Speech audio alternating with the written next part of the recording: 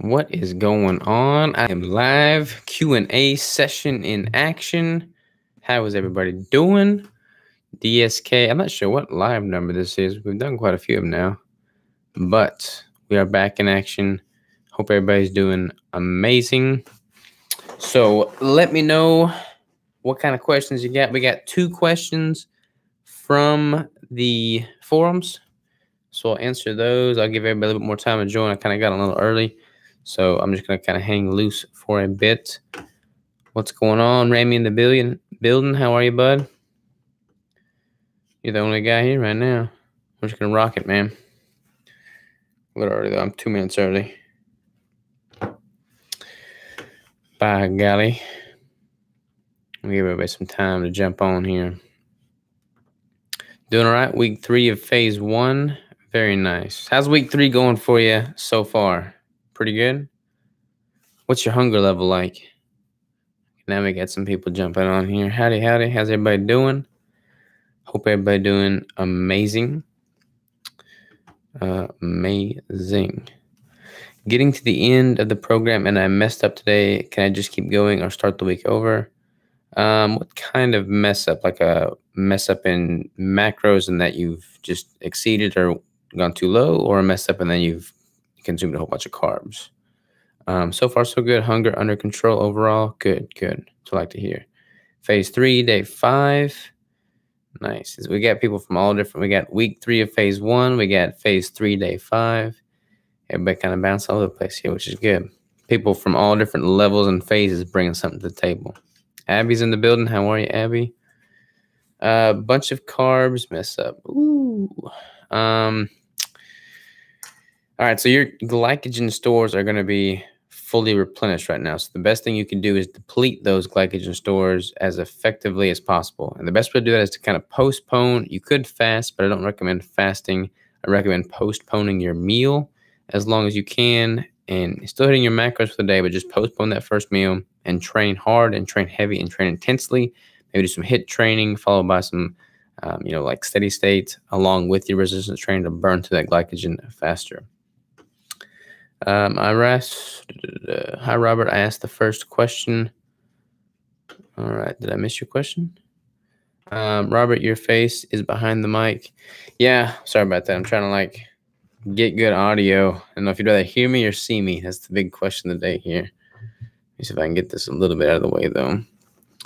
I am great. It was my last day at my pizza job, but I'm just on call for the night. Nice. Last day of the pizza job. You're going to miss it? Thanks. So stick with my macros to finish this week and drop on Monday again. Yes, correct. Hopefully, you'll be able to deplete your glycogen and flush out that water. We're pretty much right back on track from a weight standpoint. So just let me know kind of what happens there, but I imagine your body will catch up pretty quick. For others to know if they care with phases, offboarding and ending week 4, refeed tomorrow. Nice, nice. Refeed tomorrow. That's something to look forward to. When we go to phase 3, do we just put in the date and it will populate, or current calories? Then does it calculate our calories for the refeed? So yeah, you put in your dates and it'll populate your ending numbers from phase 2. And then on the refeed day, you put an X on the day that you need a refeed. So if you put an X in the refeed column, it'll populate there. The one I wrote in on the forums, yeah, I'm going to answer the forums for sure. So actually, let me just do that real quick before everybody jumps on here. So I'm going to answer. There's 2 forum questions. I'm going to knock those out real quick. Hi, Robert. Thank you so much for doing these live chats, and congratulations to you, Crystal, and your crew for having another successful brick launch. Well, thank you. I have a long way to go working through DSK, and I want to keep it slow so I don't go into phase 2 until I run the New York City Marathon first Sunday in November. I'm in week 3 of onboarding, so in 3 weeks, should I go to phase 1 or stay on onboarding? I don't mind if I gain a little weight because I will take off during the phases. If you don't mind putting on a little extra weight, I highly encourage you to go ahead and extend onboarding because that's going to increase your runway, basically. The more runway you can have to go into phase 1, the better. So I would highly encourage you to stay in onboarding if, given those 2 situations there. There's only one more question in the form. I'm going to knock that out. Hi, Robert. Love watching your Q&A videos. I haven't been able to catch one yet. I'm on week 4, phase 1, and I haven't lost weight in nearly 8 days. In fact, weight went up 2 pounds a couple days. I also felt terrible this week, tired and lethargic. Obviously, could be a number of factors, not enough water intake at that time of the month for me, but I'm wondering if it's possible. I'm on my protein threshold. I'm at 77.5% fat, 20% protein, and 2.5% carbs. Or do I keep going another week or two, upping the protein on the spreadsheet, see what happens? So great question there. If you're kind of tracking your hormonal cycle and you know that you're roughly in that time of the month for you, then I would highly encourage you to increase your protein another week or two and see if that kind of levels things out, because the last thing you want to do is have an artificial increase in weight due to hormonal patterns and not hitting your protein threshold, and then act on the spreadsheet as if it was you hitting your protein threshold, because you want as much protein as you can prior to depleting it. So I would do that and increase for another week or two and see if things level out. All right, so I'm going to jump back into the live Q&A questions here. Let's see, where did I leave off? Bittersweet with the refeeds, Abby. Why is that? Any thoughts on hair loss with keto? Research is telling me protein is too high. So it's funny you say that. Some people say they lose hair because protein is too low. Some people say you lose hair because protein is too high. I don't necessarily even know if it's so much a matter of what the actual protein gram count that you're taking in is, so much as the quality and nutrient absorption of that protein. So for the very limited amount of time that you're going to be at a very low protein with DSK, I wouldn't worry about that so much. Also, Crystal's been kind of dealing with that, and she's found that hair loss kind of is a result of what you've subjected your body to, 3 months ago. Like, hair's got a very delayed response time. So she was in her competition several months ago. That's probably why her hair is falling or loose now, simply because she put her body through the trial and tribulations of a competition prep. So I would focus on, quality nutrient absorption. I would focus on, a lot of people get a lot of benefit from collagen with regard to hair. So you might try that, but I wouldn't worry about your protein at this stage in the game being the factor there. Let's see here. People were great. Temptation, not fun. Yeah, people in certain surroundings can be very tempting, but hold the course and focus on what the overall goal is. Kitome, good evening. How are you? Loretta Foster, the bricks are on point. Thank you so much. They arrived today. Nice. So glad you got them. Sean says, well, DSK. Sean, I can't answer that question, man. All inside jokes. So do I add dates into onboarding because it stops after week 6? Yes, I have the extra calories for even training runs of 20 plus miles. Yeah, so if you grab the spreadsheet and you grab like the last row, like go to the column that you want to extend, highlight it, and then drag it down, and it'll extend it. And that's the best way to kind of like lengthen the phases, basically. So if you do that, that way you'll give yourself some more spreadsheet landscape, basically. Let's see here. No, without the pizza delivery job was bittersweet. However, with the refeed, I'm sad that my fat isn't higher like past refeeds. Okay, yeah, gotcha. Yeah, the fat macros definitely start to decrease on the refeeds, but that's the bittersweet thing, like when the refeeds get smaller, it's a good indicator that your weekly macros are getting bigger, which means you're getting a higher maintenance level, which is something to celebrate. So it's more of a sweet than a bitter. Mike says, what's up, Robert? What's going on, Mike? How are you, man? Good to have you on here, brother. Nariska says, after onboarding, do I have to take a DSK break or can I do the program again? Hoping to be pregnant soon after I would be done a second time. So you want to get pregnant after you do DSK a second time? Am I hearing that correctly? I don't necessarily recommend, if you're just starting pregnancy and you just start DSK, DSK is 90 days, so that wouldn't really be an issue.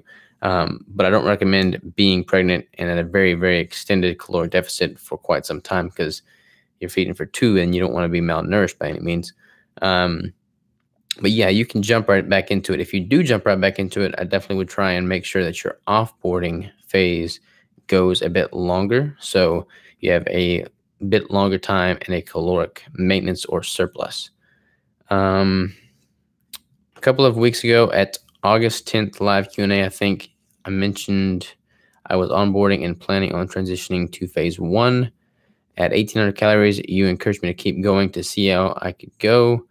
Well, here it is. 3 weeks later, I'm still in onboarding and we'll be at 2,260 calories starting Sunday. I'm starting to think I may spend the entire 90 days in onboarding. Hey, what's your weight doing? Is it staying pretty constant? Anyways, just wanted to thank you for advising me to stick with onboarding, as I definitely would have been cheating myself. Yeah, so if your calories are going up that much, but your body's not having an adverse response, that's awesome, because you're getting a much longer runway to work with, and then you're resetting your body to higher maintenance, higher homeostatic point. Just everything's going to be a much firmer foundation than if you just started phase 1 at 1,600 calories. So kudos to you on that.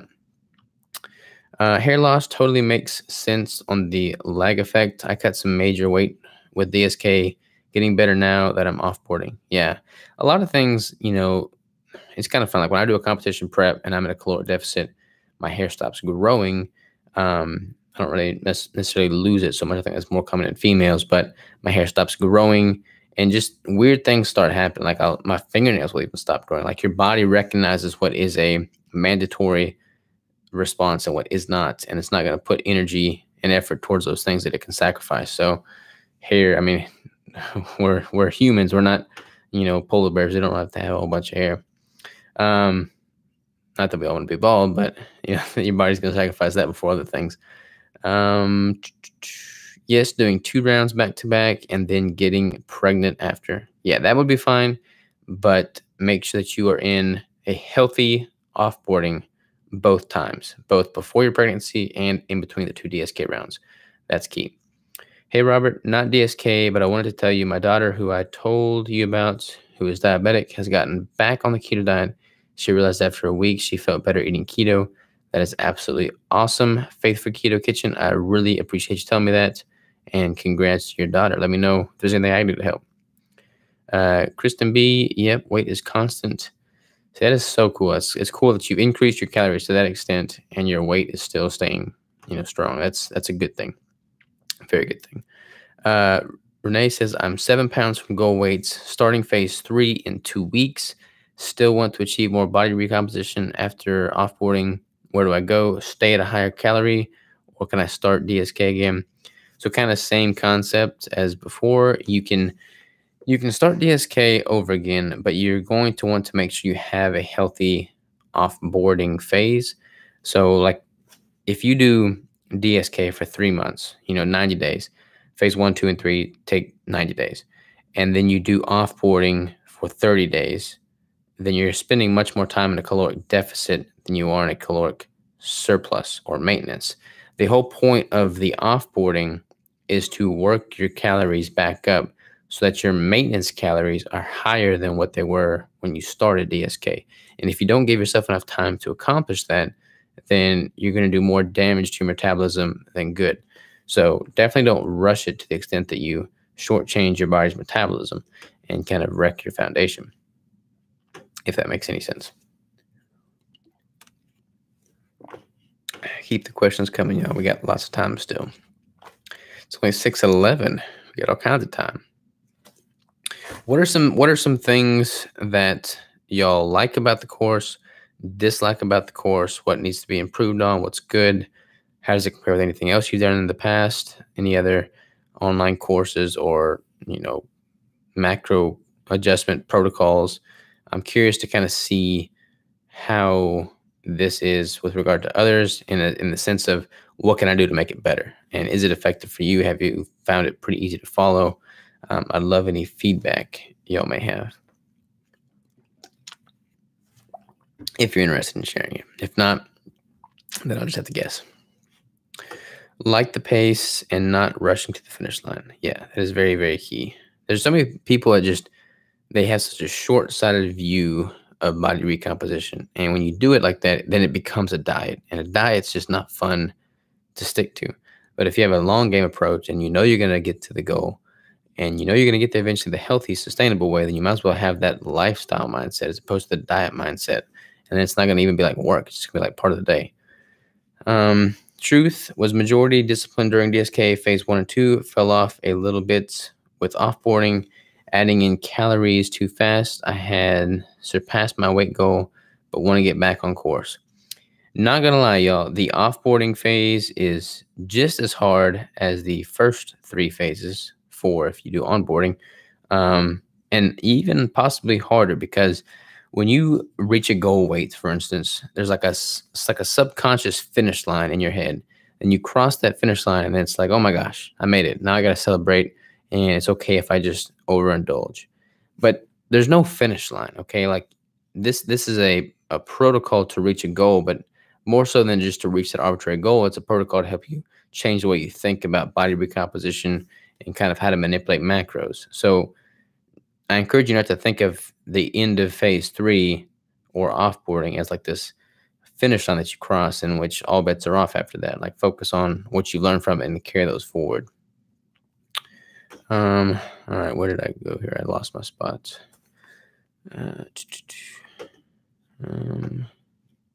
Okay, love the course, have dropped body fat. Took a while, did not get there until start of phase 3. Good. I'm glad you love the course and you're dropping body fat and the composition's improving. And sometimes it takes till phase 3, but you're priming your body in phase 1 and 2. Phase 1 and 2 are necessary even if you don't start seeing any changes until phase 3. Almost have flat abs again and my arms are finally shrinking. Nice, nice. Why do we weigh ourselves daily? It's making me nuts. Okay, I don't want it to make you nuts. I don't ever want it to make you nuts. The whole reason I do daily weigh-ins, and you don't have to do daily weigh-ins, like if you go a day or two without, that's fine. But with daily weigh-ins, you can see trend lines. You can see, okay, today I had, an extra 500 milligrams of sodium, and it resulted in an increase in my water retention by X amount. It just gives you more data, but it's just data. It's not good or bad. It's just simply data. So looking at the weigh-in as a data standpoint instead of like a positive or negative is key. Sean says, while doing DSK, do you think it matters how many meals we split our daily macros into? Does it matter when we start to get the macros in? Should we practice intermittent fasting while doing it? Yeah, I encourage you to kind of postpone your first meal. Like your body's natural hormonal patterns are such that your cortisol is going to be elevated in the morning. Your insulin is going to spike in the morning. Your growth hormone is going to peak at night while you sleep. And you can kind of really leverage all those natural hormonal patterns if you don't have a big meal first thing in the morning. Like pushing that first meal back into later in the day is going to heighten your body's natural ability to burn fat, leveraging the cortisol hormone. So, skipping the first several hours of food is going to be good. Let's see here. Abby says, I love how responsive the moderators are on the forums or off the forums. The tapering of the macros totally makes sense, and I loved it. Good. Yeah, the moderators are top flight. We have the best moderators ever. Sheila says, I did not know the way the program worked. The 90 days in my mind was a program you start and then stop. Short-sighted and ignorant of what I was signing up for. It was the diet mindset. Yeah, and see, it's an easy thing to do. Like so many things are structured with a very short-sighted mindset, but I don't know. Nothing in life is short. Life is from the day you're born to the day you die. So I try and take everything I do in life with a very long-sighted approach, nutrition included. Abby says, the offboarding phase through kind of sucks, especially when you just want to be done and just eat food and not think about tracking. Yes, I totally understand that feeling. However, 100% understand why offboarding is important. Yeah, and it's honestly like tracking your macros, even when you've crossed that finish line that we talked about earlier, is going to kind of like help safeguard you from going off the deep end. You have to kind of treat that as like you haven't crossed the finish line yet, or else you will go off the deep end. I say a lot of competitors do that. Let's see here. For those who jump in blind like me, it took me time to understand the program. There is no finish line. This is the message that should be clear, or maybe I missed it. Yeah, that's the message that I've always preached with regard to, my clients and, on the forums and my YouTube videos, on the podcast. I always try and have a long game approach with everything. But, yeah, this is no different there. Your video tutorials to walk through the docs made everything pretty easy. Easy peasy. Well, good, good. I like the tutorial videos for sure. It helped me to watch Crystal's prep, watched it all. This helped me out a lot. Yeah, cool. It was pretty cool that Crystal documented her journey because, for one, she's a female, which is gonna be different than, what I experienced. But then two, because it was the first time doing it. Like she hadn't done it before. When you do something for the first time like that, you just have so much more you don't have the perspective, so you gain that in the process of doing that thing. And for somebody that also is not done it to watch that, you can kind of put yourself in their shoes and see, okay, this is the emotion they're having. Like when I did my first competition, I would go back and watch first time competitors' videos so I can kind of get in their head and see, okay, why did they approach their macros that way? Why was this so hard psychologically for them? So I can kind of prepare myself for it in advance. Let's see here. Mindset shift in this is huge. Yeah, 100%. So after I get to a higher calorie intake, do I just maintain? I'm afraid of gaining body fat back. I don't really like the word maintenance. Like for me, maintenance is just like, that's never been my goal. I want to always be improving. So when you increase your calories, I would increase your calories until you notice an adverse effect, and then maybe level off there for a little while, all the while training hard, training heavy. And then after you've trained hard and heavy, it's safe to say you probably put on a little bit of muscle. Maybe you can increase your calories up gradually again. And so you notice adverse effects. But I would always try and like creep your macros up a little bit as your body improves. You have to add a stimulus to your body to force a change. So like if you always train with the same weight or always give your body the same macros, it's never going to change. But if you adjust those things and tweak them to improve one direction or another, that's what causes, improvement. So yeah, I encourage you to try and increase macros as you're able. Hi, have you made any major edits to this second launch? I purchased the program the first round, but fell off starting again after Labor Day. Yeah, so the forums are different. The website's a bit different. There's a little bit more added content in the material itself. It's a much more easier to follow. It flows a bit better than what the first round was, in my opinion. I fell off, with phase 3 weeks in. Do I just jump back on or start phase 3 over?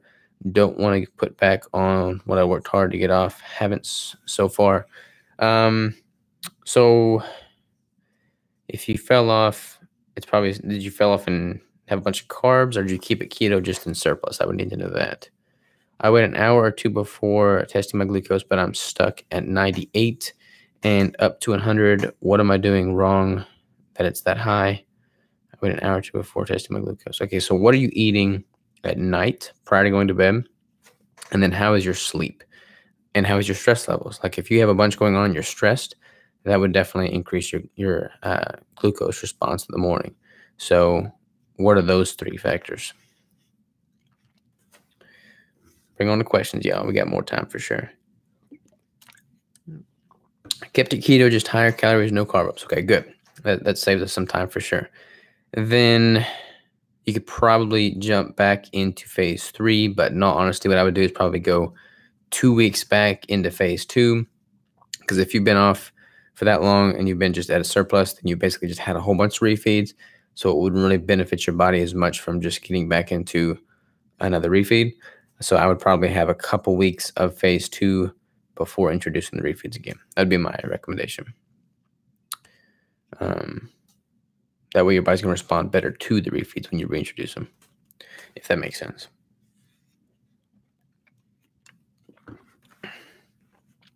All right, y'all, it is 6:20. We still got more time if everybody wants to jump on. Judy Love in the building. How are you, Judy? Great to have you on here. Great to have you on here.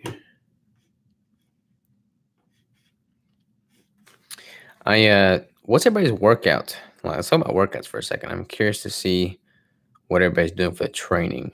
A lot of people has a lot of questions with training, and I didn't put much training material on the course because so much of the course was focused on nutrition. And I think, that's obviously still where I want the emphasis to be. But if anybody has any questions on training, I'm more than happy to help there too.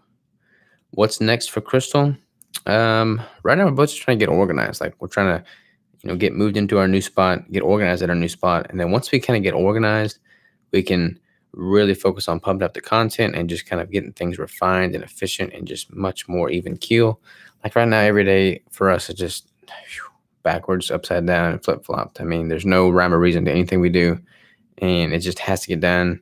And we're always like reactive instead of proactive. And I really want to get back to a proactive state, because that's kind of what we were talking about earlier, is going to help me manage my stress hormones, which it is crazy, y'all, how much body fat you're going to hold on to if your stress hormones are elevated. Like, so much so to the point that I do not want to do another competition until my stress levels are pretty much gone, because your body's going to hold on to a lot more fat if you're super stressed. So mitigating that is paramount. I like to do a cut like Crystal. How do I approach the DSK program? Just jump on in. I mean, I don't know what your macros are like now, but it's pretty explanatory as you get into it. 6 months of a cut. So yeah, I would, like I said, I don't know what your macros are now, but if you're not signed up for DSK currently, I would jump into that, and then it would kind of explain you how to start, whether you need to start at onboarding or phase 1. Krista Akers says, how do I learn proper form when starting lifting? Is there a book, website, person to watch that you recommend? I honestly learned watching YouTube videos from pro bodybuilders training in the gym. And that's probably not the best place to start, because a lot of them have terrible form, in all honesty. Some have really good form if you focus on, like Kai Green, he focuses really on mind-muscle connection. So Kai Green, I know he's a pro bodybuilder. He's a freak. He's huge, and he's just really crazy. But he really focuses on mind-muscle connection, and he can make his muscles respond better than any other athlete I know.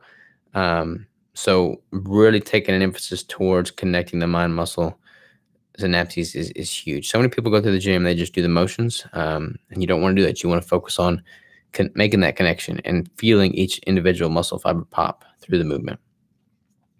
For working out, I wanted to train during the bulk of the program, but I'm doing it with offboarding 3 to 4 days a week with one body part a day, and only doing about 4 types of workouts each day.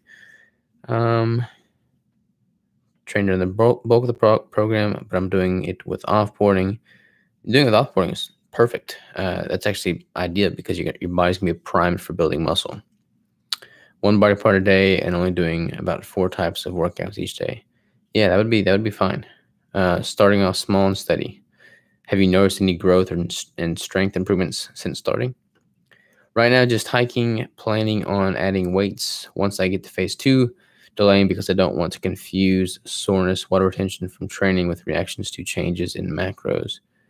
I get that, but I wouldn't be opposed to just starting now. I mean, even if your body, retains a bit more fluid from inflammation from the training, it's going to be a pretty temporary change, so it'll equalize pretty quickly.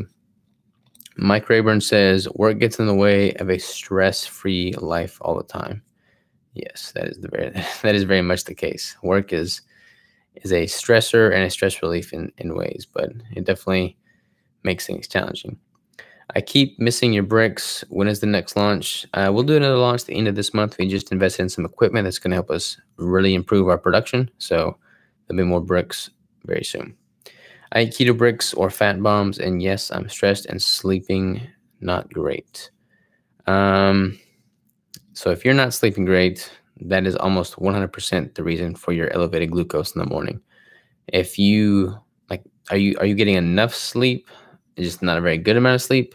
Or are you getting enough sleep? Like, you have enough window blocked out, you're just up and down throughout the night, I guess is the question I'm asking.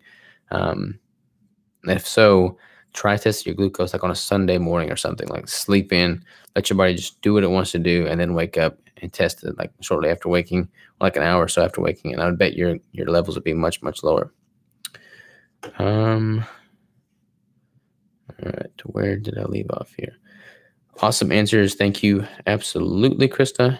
You read my mind. Just asked that. We talked about workouts. I'm doing the beginner workout program. Got a trainer to do about 10 sessions or so.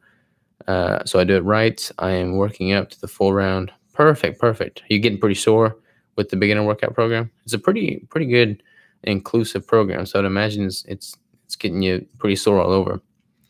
Biggest lesson learned on DSK is that the body responds with small, gradual decreases. Less is more. Doing drastic cuts in calories or macros gives you the opposite effect. Who knew? Yes, I totally agree with you on that one. I make my workouts up as I go. I've been gaining muscle all through DSK while losing weight. I wish I had your routine in videos so I can learn what you do and what not to do. So I put a lot, like I put all my videos kind of like on the daily YouTube vlog. So it's all out there. It's not really as organized because it's kind of just a vlog style. But I am going to, once I get this gym set up at our new place, I'm going to really put an emphasis on quality, high-end workout videos and content there. So look forward to that. I'm working up to the full rounds. Cardio is very low, and I was cardio queen. I miss my cardio, so I will add it back each week. Yeah, it's if you're the cardio queen, it's hard to like not focus on the cardio as much and focus more on lifting. But I promise you'll be glad you did. Great to be here. I'm swimming usually to failure about 3 hours a clip. Nice, nice. Swimming is awesome. Swimming is one of the best like workouts you can do for protecting your joints. Like it's not gonna be hard on your joints, and it's just I wish I need to swim. I'm a terrible swimmer, but I need to swim more.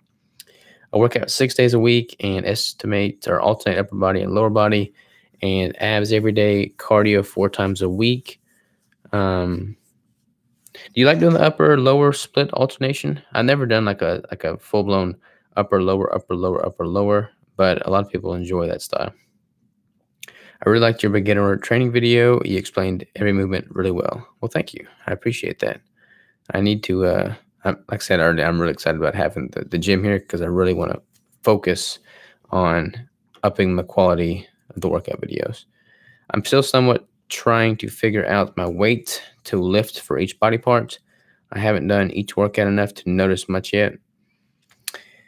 It's always kind of hard to know what weight to start at, what weight to end at. But depending on your rep scheme, like you want to basically finish that set at relative failure. You don't want to be able to have a whole bunch more left in the tank, in my opinion. Let's see here. Lifting heavy, even with calories at 1450, still able to push through. I am fatigued and hungry, but seeing some muscle definition. Very nice. That is key. Lift heavy as the calories drop 100%. How do you decide which type of workout you want to do? Keep going back and forth from push-pull legs to single body part days. I do single body part days because I work out 6 to 7 days a week, unless I'm just traveling or something crazy. But with that, I do single body part days because I'm hitting it frequently enough and I'm hitting it hard enough that it just makes more sense. If I only had 3 or 4 days a week to train, then I would do a push-pull leg split for sure. I take medicine for sleeping. What medicine? Like melatonin? Still waiting for lifting program, Robert. Hint, hint. I lift 6 days per week. Hint, hint. Well, come train with me. Just come on and we'll train together. I'll put you through the workout program. Yep. Everyone want to use it. LOL. The blood flow in my arms, legs, all over is strange. I did it and does not come close to the pump from this program. Let me make sure I'm reading this right. Yep. Everyone want to use it. The blood flow in my arms, legs, all over is strange. I did hit and it does not come close to the pump from this program. Yeah. Like I'm a bodybuilder, right? So the programs I'm giving you are bodybuilding based programs. Now, a lot of people hear that and they say, oh, but I'm not a bodybuilder, so I don't want to do this program because it's not for me. But there's a reason bodybuilders are experts at changing their body's composition. I mean, that's what they do. Like they change their body's composition. So that workout style is going to focus on lifting heavy, stimulating deep muscle tissue fibers, but then also driving a lot of blood into the muscle tissue and forcing the growth in that respect and, driving those nutrients in that blood. So that's great. Like you want the pump. That's a good thing. Not a question, but got to say your Savage compound looks super cool. Great job on building this life for yourself. You guys are killing it. Well, thank you so very much, Chris. That really, truly does mean the world to me. We are very proud, very excited, and very grateful because the reason this is possible is because all of the wonderful people like yourself support us. I mean, I owe everything to y'all. I'm curious to see if I can rebuild muscle, and I began competing in bodybuilding at age 52. I'm thinking of doing a show now at 67. Shoot, go for it. Do it. I highly encourage you to. I have so much respect for people that step on stage at an older age. Like that just means that they're not afraid to put themselves out there and they're still hustling, still grinding, and not making excuses for themselves. So fully encourage you to do so. In the future, develop a DSK phone app. It's tough to get the computer for the full view of the sheets data. You know, there's an app for Google Sheets, but it's not super, user friendly. Like I guess you can zoom in on it, but it's still not user friendly. So I totally agree with you.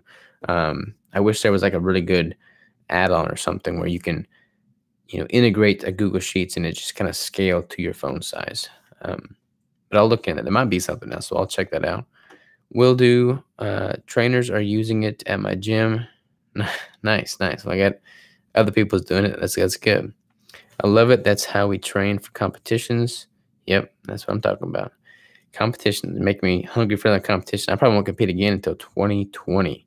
So I got quite a ways until my next show. But I'm going to focus on just putting on some size right now. I kind of played around with the idea of doing a little bit of endurance work with me taking in as many calories as I am now, just to kind of play around with my endurance. So I might start diving into that foray. Maybe Excel phone app. I don't know, because I am still saving to start DSK. Yeah, Excel. Everything's built on Google Drive, though. I think Google Drive or Google Sheets is a little bit more universally accepted. Like a lot of people that don't have Windows have a hard time getting Excel. Like you have to get an add-on for it. So Google Sheets works on both platforms pretty seamlessly. Do you think sleep is so important that taking medicine to get good sleep is okay? Yes. Ideally, I mean, sleep is like a natural thing. Like your body was designed to sleep and sleep well enough to recover for the next day. So ideally, you want to get to a point where your body can get the quality sleep in a natural fashion, because sleep is a natural thing. So I don't advocate for medication as the norm, but if it's a necessary evil in the short term, that would be fine. I personally have tried melatonin, and that just makes me groggy. I would be curious to try. Everybody, the big hype right now is using CBD oil as a sleep aid, and I've never tried that, so I don't know. I can't speak from experience, but that might be a natural thing to look into. But I don't know. I can't, like I said, I can't speak for experience. No prescription med. Favorite keto meal? Steak for sure. Actually, I like all kinds of foods. I mean, I'm all about all kinds of foods. I don't really have a favorite per se. Barbecue, probably. That makes sense. Absolutely. I went through a funky sleep issue on keto, but stay the course. It'll work itself out in a few months. I believe it's part of adaptation. It absolutely is part of adaptation. I don't sleep near as much with keto, but I actually prefer that because I can get more done in a day. And I feel rested. You want to make sure you're getting enough sleep, obviously, but I do think you need less sleep on keto than you do with carbs, for whatever reason. So I'm going to phase 1 now, long onboarding. So adding in the cardio, like Stairmaster, what do you suggest? I was going to use Crystal's Prep as a guideline to up time level. Yeah, so you want to start at a very low level. If you're not doing any cardio currently, start at a low level, titrate that up in either frequency, duration, or intensity level on a weekly basis. So you might start at 10 minutes for level 5. I don't know where you're at now. You might start at 10 minutes for level 10. I don't know. And then just like each week, maybe add a level or add a minute or add a session, but gradually add something, one thing on a week-to-week basis.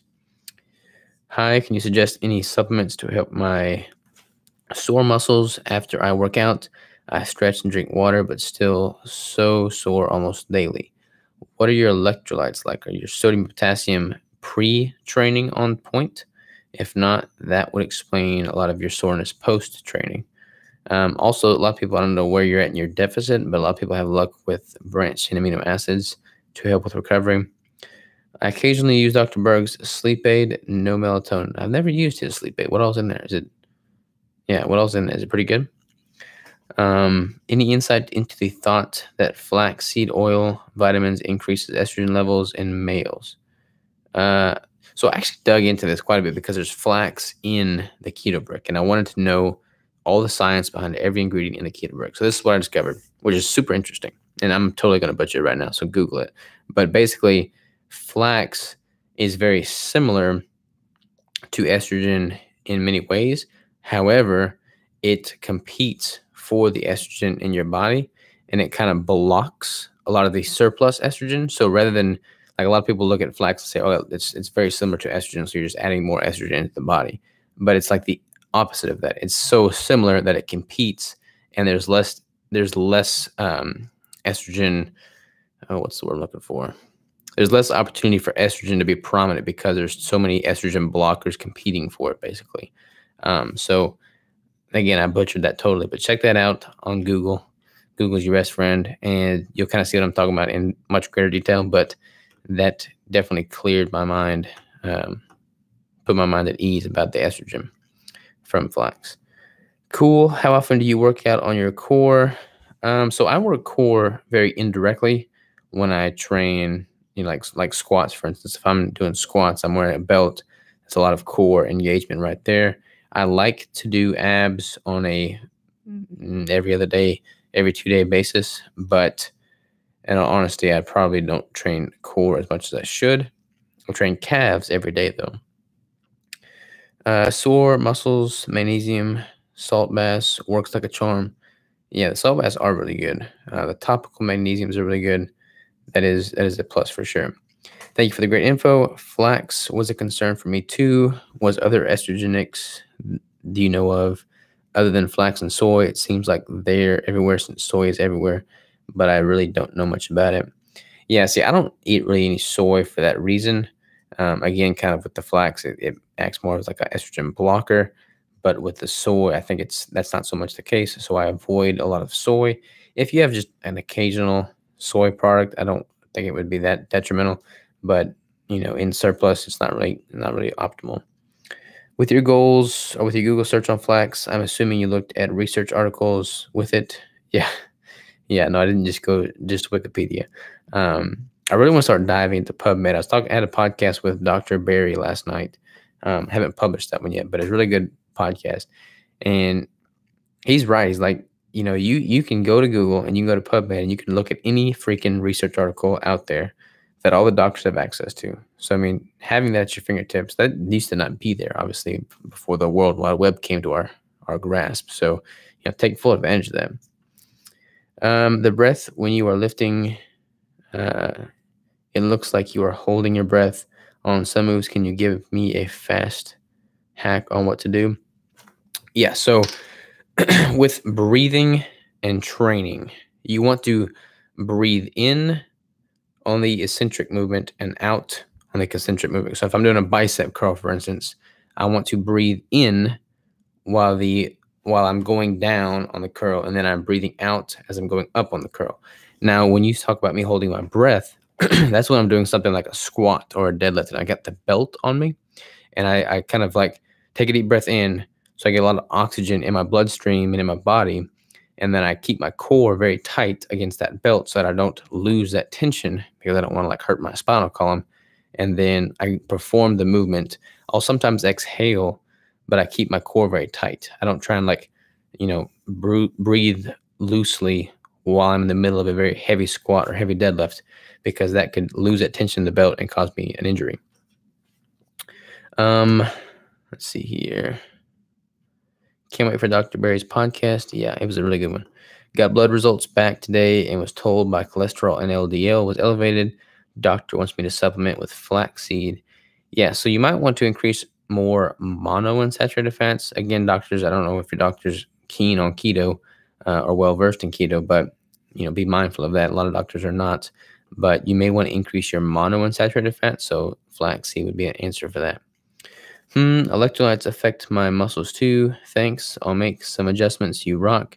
Well, thank you. Yeah, electrolytes definitely impact your muscles. That's going to pretty much be the determining factor as to how your muscles are able to contract and fire while training. So very important there. Training was 12 weeks, no bulking, ate little carbs, low fat, high protein, stopped cardio. Week 10 was at 10% body fat. No bulking, ate little carbs, low fat, high protein. So kind of like a standard bodybuilding bro diet approach, minus the carb refeeds, I'm assuming. How much weight do you think a female should be up to before worrying about getting a belt? I don't want to put off starting my lifting, but I can't get a belt just yet. I mean, I would get a belt as soon as you can. I mean, at least just simply for the fact of familiarizing your body with it, like doing the movements. Even if you're doing like a squat with a bar, but having that belt to familiarize yourself with it is going to be good. I mean, it's all relative, right? So like a female is not going to, I mean, a female that's been training for 3 years is going to have a different weight than a female that's been training for 3 months. But your body's stability and whatnot is going to be relative to your time training, your muscle maturity, and your ability to perform the movement. So you might be at a much lighter weight if you haven't been lifting that long, but your body's core strength might not be up to par, or your stability, your balance. So having a belt to kind of familiarize yourself early on in the game is going to be good. Let's see here. Jason, one more thing to look at for LDL. Is your particle size, did your small or bigger LDL increase? They don't test for this, but it matters. You can get another test for this, though. Yeah, just simply looking at LDL panel as a standalone is not really insightful at all, really. I can't understand supersetting 2 or 3 body parts. Do you still superset? Well, let's say you're just working on chest. Yeah, I love supersets. Like supersetting is very, very key, especially like if your goal is primarily to cut or lose body fat. Like when you're doing a superset, you're keeping your heart rate elevated. It's just a much more intense training style. You're moving, you're burning more calories, you're getting a flow, you're getting a rhythm, and you're able to just kind of, leverage that adrenaline more. Whereas if you take a break, 3 or 4 sets and 3 or 4 minutes in between sets, you're checking your phone, like your body just kind of down regulates, which I don't recommend if your primary goal is to lose body fat. Smart, thank you. It'll help with form. Yes, 100%. What are your thoughts on adding wrist straps to help with heavier lifting movements like shrugs, lat pull, dumbbell rows, etc.? I'm all for wrist straps. I wear them every day I train. My forearm strength probably suffers from that, but I'm not so much worried about forearm strength as I am the muscle that I'm actually training. So, for instance, if I'm doing deadlifts, I want my back to give out before my forearms because I'm training for back. So I do use and recommend the straps. Belt, what else is important in lifting? Kind of hinging off the prior question, the straps are good. That's pretty much all I use, the belt and straps. I use knee sleeves and knee wraps for leg day, but that's it really. Before taking supplements for sleep, take a look at your sleep hygiene. Yes, 100% agree. Ketone, I love supersetting. I just can't always do it because of the other people. Yeah, it's kind of crazy. Like I'll be supersetting with Crystal and we'll alternate. So like she's on equipment, I'm on equipment, and like it's never just standing open. Like we're just cycling through basically. And people will still find a way to jump on there and jack up your rhythm. So people just don't pay attention to the gym, I don't think. I'll find out for sure next week. I told them I have been on keto diet since April, and I'm not too concerned. Yeah, I would not be too concerned by any means about the elevated LDL and cholesterol. I like Danny's mind muscle connection points. I missed where he got the info on what to concentrate on, specifically with each muscle group. He went through a few, but now I'm curious, especially glutes. With regard to that podcast I had with Danny, I'm assuming, because he talked about that quite a bit then. So like for mind muscle connection, that's something I do. And it's very instinctive. Like it's not like a technical thing by any means, but listen, like don't even listen to music. Like take the headphones out. Don't listen to music. Hell, put earbuds in and then just that way people will hopefully not talk to you and just zone out, tune out everything, or put like a white noise on, but just zone out the distraction and then go through the movement and don't think about anything else but every single fiber popping.